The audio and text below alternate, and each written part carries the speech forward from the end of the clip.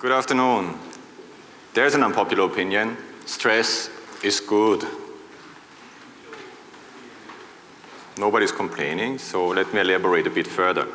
Stress is good because without stress, we, as a species, wouldn't be here. If we had not been stressed to be eaten by other predators, we would not have been motivated to, get up on our hind legs so we can survey the landscape better, see these predators coming earlier. We would not have thought about using tools to compensate for our, admittedly, rather meager physical stature. We were not the strongest out there, right? We were, back then, not even the smartest. Many people argue we are still not the smartest, but that's a different topic. More recently, without stress, nothing much would actually get done. We would probably end up sitting on our couches, barely being able to motivate ourselves to get up off this couch, get another bag of chips so we can go back watching series, binge style. So stress is good because boredom that would ensue without this stress, without us being motivated to do anything, would result in a certain amount of restlessness and would eventually dominate our lives. Ironically, this kind of not doing anything instead of doing really too much is also a sort of stress. Let me explain a bit who I am and why I'm here talking to you about stress. So my name is Sasha, you heard that one already. I was born in Vienna, Austria, as you may have heard as well with my accent.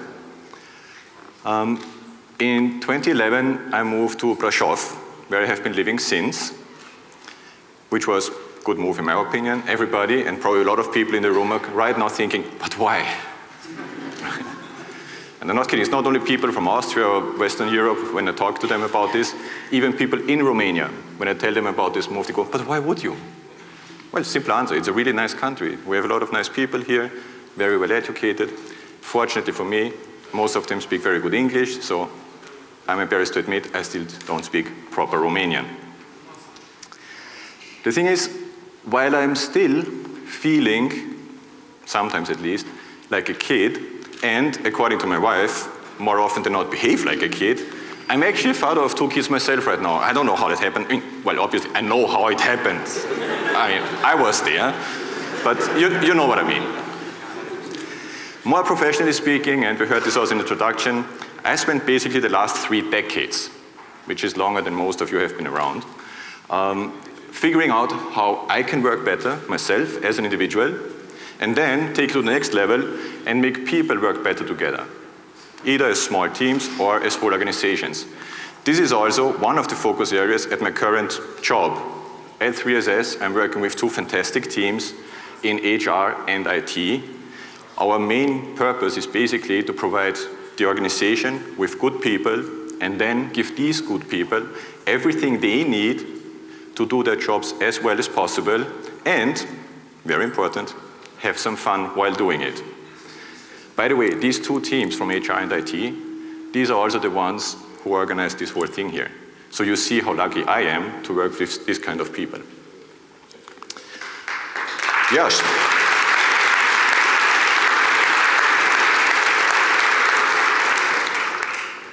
More recently, and this is something I'm going to come back to again later when we're talking about the motivation behind it, I started to play in the field of content creation. For anybody who doesn't know what content creation is, it's a very fancy name for going and producing anything that you can put on the internet. In my case, it's mostly YouTube videos with limited success, but it's limitless, so maybe in the future this will change. But anyway, it's not so much about the success, it's more about getting into the experience, learning something new. Besides all these things, believe it or not, there actually remains a bit of time, which I usually spend reading or, coming back to being a kid again, playing video games. So there you go. Now you know all about me. Big question is, why would somebody who thinks that stress is actually good come here today and talk about how to reduce and manage our stress levels? Well, simple answer. Because too much or constant stress actually sucks. Significantly. You will know this yourself, right? If you have various stress factors in your life, everybody does. This can be annoying colleagues, can be crazy deadlines, can be the pressure you have from all kinds of messages, notifications, and other things coming into your various channels all the time. Can be the fact that everybody on Facebook, Instagram, and TikTok seems to have the perfect life, and for whatever reason you don't. Now, having this kind of stress constantly or having too much of it obviously has bad effects. We also heard it before when Gaspar talked to us about work-life flexibility, which are also like much better than work-life balance. You have negative mental impact. You get anxious, you get potentially depressed. You might think that you're just not good enough for anything anymore. You have physical impacts. You might start eating very badly. You gain weight. You might get obese, which obviously nobody wants to do. You increase the risk for getting a stroke, a heart attack, all these not so pleasant things. So yes, let me emphasize and to repeat myself, too much stress really sucks. Question is, how do we know that what is too much? And what do we do when we find it out? Now, too much is obviously different from person to person. Too much stress might be very different for me than it is for anybody else here or elsewhere. Fun fact, we learned that it's actually not the amount of work that stresses that is the main driver for stress, for too much stress. It's rather the relationship between the challenges we are facing and the skills we have to solve these challenges and to overcome them. So if you find yourself in situations that you simply cannot cope with, that are simply overwhelming, then obviously you're going to find yourself somewhere in this red triangle. You're going to be anxious. On the other hand, or on the flip side of the coin, if you're constantly working on things that are tedious, boring, and don't even require two of your synapses to just talk to each other, you will feel bored. As I mentioned before, these are two very different types of stress, but neither of them is actually good. Now this chart, I think, is fairly well known by now. Probably you have seen it in one way or the other, in one shape or the other. What I like about it is, of course, the channel in the middle, the zone, the Goldilocks zone, if you like, or as it is originally called, the flow channel. This is where you would like to be. Question is, how do you get there? Well, the formula is simple, right? Look at the chart. If you are dealing with challenges where your skills are either just enough to deal with them, or at least you have a decent chance of overcoming these challenges, then you will be in this channel. Note that this is not a thin line, it's an area, so there's obviously some wiggle room. And clearly, this is where we want to be. Now, nobody can be in this flow channel all the time. It's just not possible. The good news is, it's also not necessary. It turns out that if you manage to spend as little as 10 or 20% of your time inside this area, in this flow channel, this is actually enough to suck up the remaining 80 or 90% of anxiety and boredom. Now, in this context, it's also important to note that just because you're not in the flow channel itself does not mean that you're at one of the edges or corners of these triangles. Usually, a lot of activity happens here in these border areas, in this just beyond the line, outside of the flow channel. And that's the reason why it's enough to have 10 to 20% of your work inside the channel itself. So that's good news. Now, how do we know that we have too much or too little stress? Fortunately, there is a very easy way to assess this. One of the easiest indicators of your stress level being too low or too high is your actual performance. And when I say performance, then I mean this in the most generic sense. This is not just about work, but also about your private life. How you interact, how you behave with your friends, your family, and of course, if you have them, also with your children. Because, let's be honest, children are awesome. So if you don't have them yet, trust me, they're great. As I said, I have 2 of those, and 99% of the time they're just fantastic, they're a delight, they're fun to be with, but then, there's this 1% where you're like, so you take a deep breath or 2 and try to be a good parent. This is clearly not the case when you're in this first phase in this diagram. We said performance is one of the easiest indicators to use to identify our stress level. It would be too low or too high. Now, if your stress level is too low, you are in what is called the bore out phase. As the name suggests, you are bored out of your mind, right? Again, sitting on the couch, binge watching series, or not even that. all joking aside, this is when you find that you cannot motivate yourself to do anything at all. At some point, if it gets really bad, you can't even motivate yourself to do the most basic things, like, cleaning yourself up properly. So when your neighbors come over looking if you're still alive, you know you need a shower. You want to get out of the bore-out zone. How can you do that? You can do that by challenging yourself or by accepting challenges given to you by others. Once again, this can be professional or private ones. Doesn't have to be about work. Find a hobby. Execute a sport, learn a sport, get better at a sport. Whatever it is, or chess, or play Catan if you wish, right? Whatever it is, try to challenge yourself to get out of this phase. If you do that, then you get into the zone that everybody knows about, the famous comfort zone. And this is where your performance starts to increase significantly. So this is not linear, this is an exponential increase in your performance. And hand in hand with this performance increase, you will also notice that you feel better. Right? So suddenly brushing your teeth is not so annoying anymore. It actually feels good. And in this zone, you want to get initially, but you wouldn't want to get stuck in there. Everybody knows the saying, if you want to evolve, if you want to get better, if you want to achieve special things, you need to get out of your comfort zone. I'm traditionally bad at getting out of my comfort zone by myself, which is why, once again, I'm very lucky to be married. Spouses, I see spouses, very politically correct, read wives, are very good at kicking husbands out of their comfort zone. And husbands should be very grateful for that, because if they do, you will find yourself in the stretch zone. Stretch zone is where you really would like to be. This is where you're at peak performance. Stretch zone is also the zone which is the hardest to stay in. It's very easy to slip back into the comfort zone for obvious reasons. I mean, who doesn't want to be comfortable? But it's also very easy to go too far. You get into the stretch zone if, like the name suggests, you stretch yourself. You set higher expectations for self. You set goals that are somewhat harder to achieve, but still realistic, still achievable. Impossible goals are not a good idea.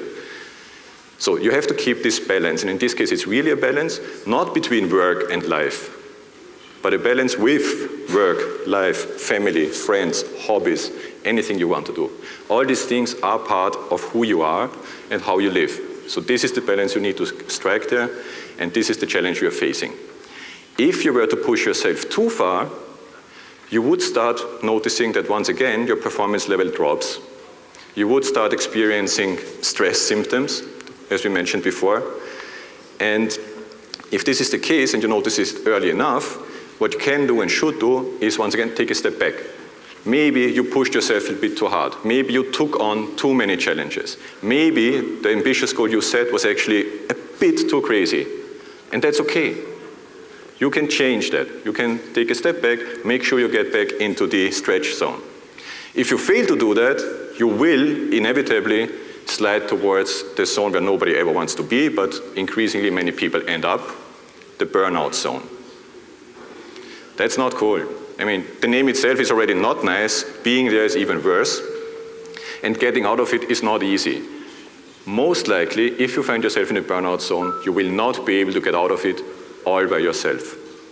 Which is why, if you know somebody or if you find yourself there, I strongly recommend to ask for help. There is no shame in it. Ask your employer if it's a work problem, ask your friends, ask your spouse, your girlfriend, your family, it doesn't matter. But ask for help to get out of it. So much for the theory. We promise practical tips, and this is what the rest of this session is going to be focused on. Since I have only limited time, even though the timer is not running, so I don't know exactly how much, somebody will have to give me a sign at some point. I'm going to focus on 3 areas which I think affect pretty much everybody, not just here, but all over the world. It's about work, family, and health. If you tackle those, and everything I'm going to tell you here today is something you can start doing tomorrow. You don't need to read smart books, you don't need to go to college, you don't need any other additional help. It's really completely up to you. When we're talking about work, I will focus on effectiveness, on planning, and on efficiency. We will also hear what's the difference between effectiveness and efficiency, because very often these two get confused. About family, it's very much about quality time. So I think it was also Gaspar who mentioned that it's not so much about how much time you spend with people, but how good the time is you spend with them. And then small advice, which should be clear, but let's be honest, we are all guilty of not following it all the time. Humans are still more important than devices. So maybe it's a good idea the next time you're sitting with somebody at dinner or you have friends over to just put the stupid phone away. And instead of dealing with these people like background noise, just actually focus on them. Listen to them, talk to them. It used to work, you know, before we had mobile phones. It was quite fun, actually. Last but not least, we have health. This is all about physical health with exercising, working out, doing some activities, and of course, some advice towards a better nutrition, better diet, and then mental health, which, again, I'm not an expert, so just to be very clear here, if you want professional advice, you know where to go. But once again, these are things that I tried that are working for me and that I will be sharing with you about attitude. Okay, starting with effectiveness. By definition, effectiveness is about doing the right thing. When you talk to people and say, how can you reduce your stress level, for example, at work, they instinctively think about how to do more in the same time. This is not effectiveness, this is efficiency, right? If you want to achieve more in any given time that you're currently doing, you need to find ways to do the things faster. That's efficiency. Effectiveness is about doing less, or to turn it around, to maximize the things that you're not doing. To do so, there are two excellent tools. One is goals, one is priorities. This is once again something that you most likely have seen. When we're talking about goals, we want them to be smart. Smart not as opposed to stupid, but following this acronym, meaning goals should be specific, so they're clearly described, they should be measurable, because at some point in time you will ask yourself the question, did I achieve this goal? And then you better know, I mean, otherwise it would be rather depressing, right? Working towards a goal for I don't know how long and not knowing whether you achieved it. They should be achievable, so something that actually can be done. They should be realistic in the sense of you have control over it and you do not depend on external factors entirely to achieve a certain goal. And last but not least, they're supposed to be timely, meaning until when do you want to achieve something? Now, we just passed like 2 full months, right? Who of you was sitting on New Year's Eve and making New Year's resolutions? Something like, I want to eat healthier, I want to do more sport, I want to, I don't know what. Any New Year's resolutions? Yes. Okay, no, keep them up. Who is still doing all the things they were promising to do this year? If you're not, put your hand down. Yeah, exactly. That's how it usually goes. Now, why is this the case? Is what we're going to look at in a second. First, I would like to help you by talking about priorities, because once you have these goals identified, you need to find a way to prioritize them. The easiest way by far is to say, okay, imagine I could only work on one single thing, what would it be? Right? That's like the very basic level of prioritizing. A second method, and of course there are many out there, but a second method that I really like because it's simple and easy to use is the Eisenhower matrix. The idea here is that you simply take your goals or tasks, works with either, and then you rate them in terms of urgency and importance. So if something is urgent and important, it would go into this green quadrant. So do it, like now, start doing it. If something is important but not urgent, then it would go into the quadrant where you say, okay, you decide when to do these things. You schedule it for later. Then we have those which are not so important but urgent. There it might be a good idea to think about delegating it. Now I understand goals are sometimes difficult to delegate, but in order to achieve our goals, we need to define some steps to take to achieve those. And maybe some of these steps can actually be delegated. And then the last quadrant is of course for things that are neither important nor urgent. Common sense recommends of course to, well, not to do them at all. Coming back to effectiveness, right? Don't waste the time on stuff that's neither important nor urgent for you. So we prioritize our goals and our tasks. And once we have done this, we need to see how can we actually fit all these things in our very busy schedule. Now, I'm a big fan of planning. People who know me know that as well. I prepared a bit of an example how a typical workday in terms of hours and their distribution across the different blocks looks like. Quick disclaimer, this does not mean that every day is exactly on the minute like this. These are like guidelines and averages, but it is the idea that I keep in my mind whenever I'm planning stuff. So, every day I sleep. Not that much of a surprise. During weekdays, I sleep pretty exactly 6.5 hours each day, which is okay. I also spend per day somewhere between 4 and 5 hours, 4.5 hours, either doing things with my family or doing sport, right? Any kind of sport. Then, since I was not born rich, still didn't win the lottery, possibly because I'm not even playing, I'm actually working 8 hours a day. So full-time job also needs to be considered. And the remaining time I spend most recently on content creation and on relaxing and playing. Now, I am a planning nerd, but I'm not nerdy enough to actually have a block in my calendar to sleep for 6.5 hours. Not doing that. This just happens kind of naturally. I also do not have a single block in my calendar that says you need to work for 8 hours. I think my calendar in terms of work looks very much like yours probably. You have your meetings and calls and maybe some tasks that you have to do at a certain time. But what I do have in my work calendar, and what I also recommend as a practical tip for you guys, is to block time to focus on specific tasks. Even if you don't know the task yet, the idea is, and this is what I do, every workday I block 1 hour per day in the period where I know that I'm the most productive, the most focused, where my brain is, well, working as well as it can work. And this hour is reserved for whatever thing requires my focus the most on that specific day. What the thing is, I don't know yet. I have this blocker in my calendar. I put it in on January 1st. It's a repeating event until December 31st. I don't know yet what I'm going to work on October 12th. But I know that if there is something that requires my focus, I will have time for it.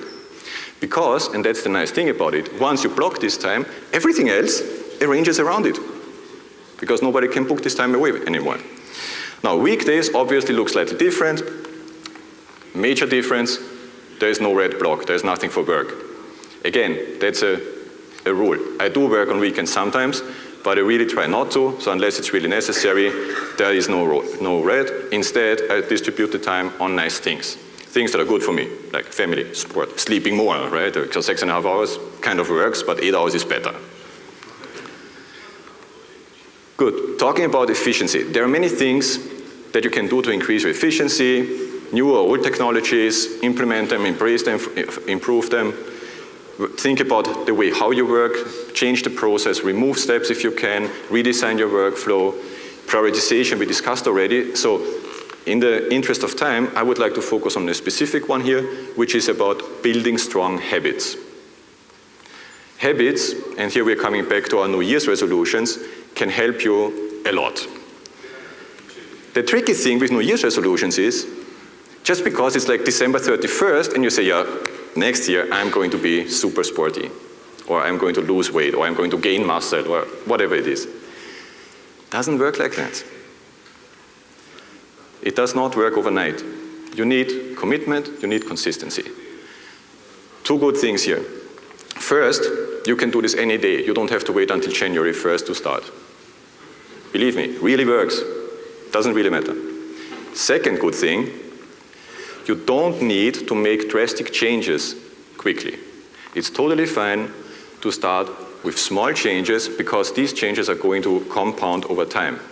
Now, a habit, or my favorite definition of a habit is that it's basically something that you do often and regularly, sometimes, if you get lucky, in the case of good habits, without knowing that you're actually doing it. So that's like the nirvana state of executing habits. In the beginning, when we're learning new habits, it's always a bit of a struggle. Which is why, as I said, start with small habits. Don't say you want to be a superstar tomorrow. Say you want to be a bit better tomorrow at whatever it is you do.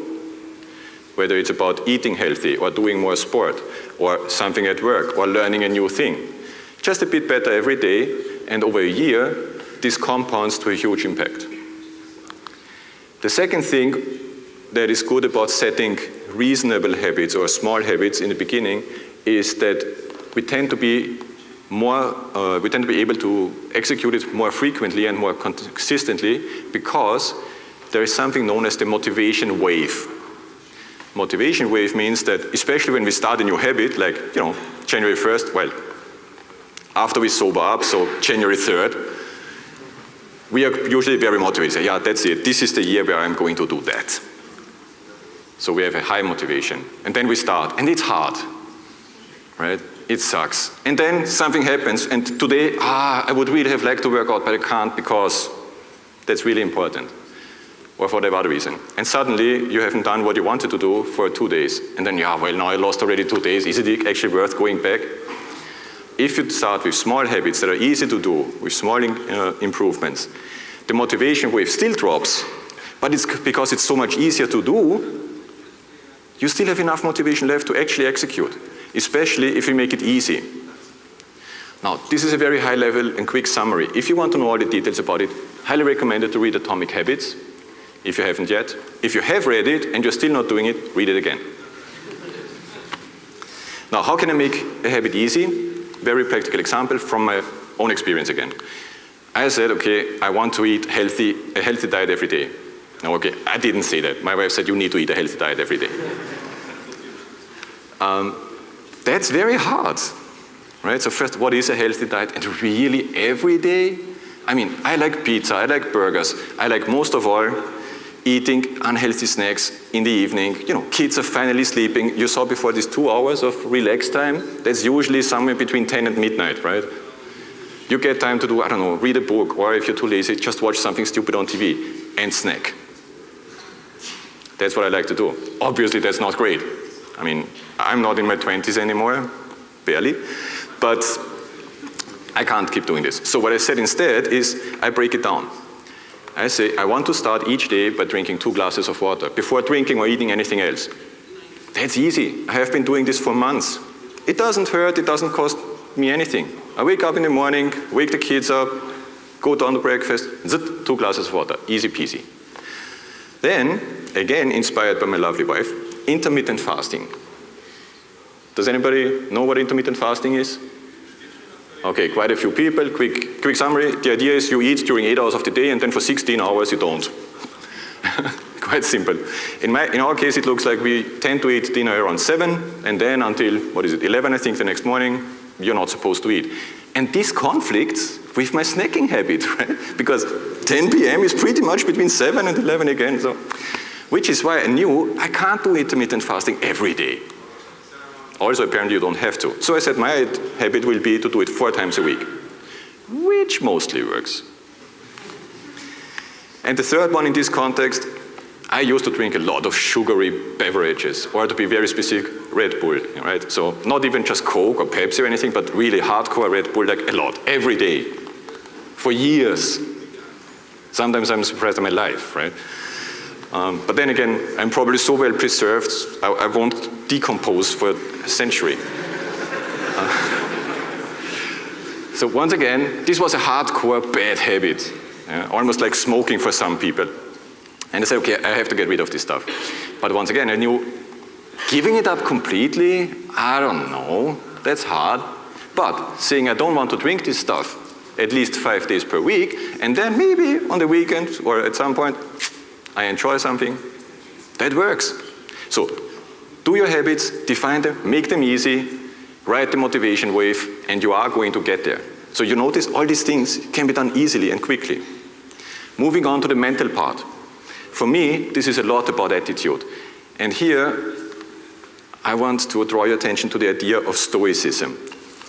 Don't worry, not the full-blown philosophy, Marcus Aurelius and everything, no need. There are 2 things in Stoicism which I want to give you on the road. First, something called the trichotomy of control. The idea is that there are basically 3 things in our lives all the time. Things we can control completely.